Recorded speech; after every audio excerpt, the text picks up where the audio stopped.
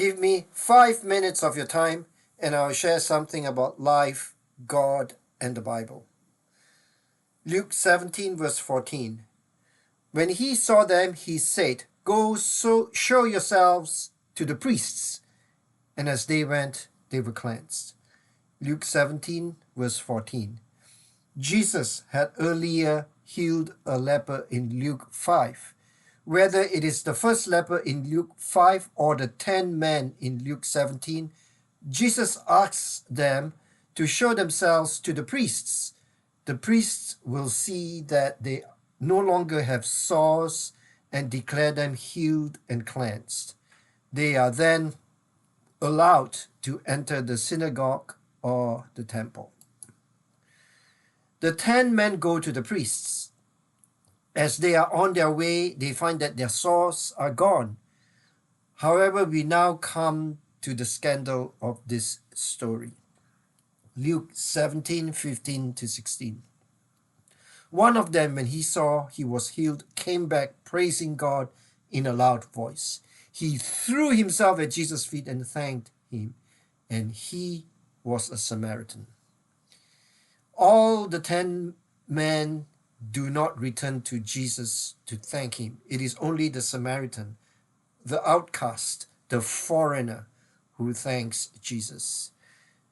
The actions of this lone Samaritan say something about his heart.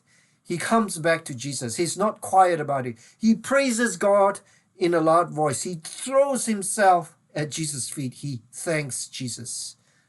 This Samaritan truly has a grateful heart. Here in Canada, we observe Thanksgiving on the second Monday of October, as opposed to the US practice of celebrating Thanksgiving on the last Thursday of November.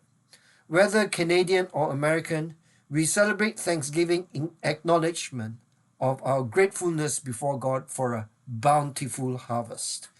Both Canada and the US have an agricultural history, which is the basis for Thanksgiving. Here in Canada, we celebrate Thanksgiving first due to the earlier occurrence of the cold weather in the true north, strong and free. It is at Thanksgiving that we are reminded to be thankful to God for all the blessings of life God has endowed us with. We are blessed with so much materially that we tend to forget how blessed we are. Here is the story of Julia. She reads this story of the 10 lepers in Luke 17. She is reminded that it is only the Samaritan who came back to thank Jesus. We are taught from childhood to say thank you when we are given something or helped in some way.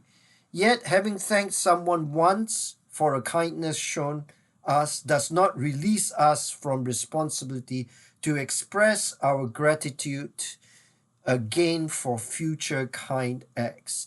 Even so, we often forget to thank family and friends for their help, concern, affection, and attention, or for a tasty meal and a tender embrace. We sometimes behave in a similar way toward God. In the Bible story of the 10 lepers healed by Jesus, only one thanks his healer. The other 9 healings go unacknowledged. Perhaps that percentage applies to us. Maybe we forget 9 times out of 10 to notice and give thanks for the gifts of love in our lives. I can imagine Jesus standing before me saying, "You have thanked me for one miracle, for one answer to your prayers, but what about the other times?" I don't want to take my blessings for granted. I want to have a sensitive and grateful heart. I want people around me to know and hear that I value their part in my life, each small kindness that they show me. And I want to remember to thank God too for each good gift in my life. Each day we can pray to live with gratitude. Amen.